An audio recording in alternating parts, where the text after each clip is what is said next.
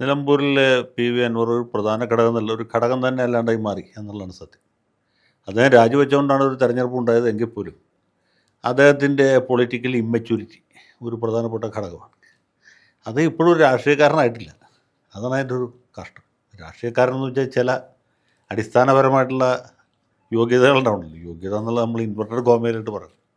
അൻവർ ഒരു സാധു മനുഷ്യനായിട്ട് എനിക്ക് തോന്നിയിരിക്കുന്നത്. അദ്ദേഹം ഒരു എടുത്തിയാട്ടക്കാരൻ, അല്ലെങ്കിൽ അല്പം മുഷ്കും തൻ്റെ ഇടവും, ആരുടാന്ന് ചോദിച്ചാൽ ഏതാണെന്ന് പറയാനുള്ള ഒരു തിണ്ണമിടുക്കുള്ള ഒരു മനുഷ്യൻ.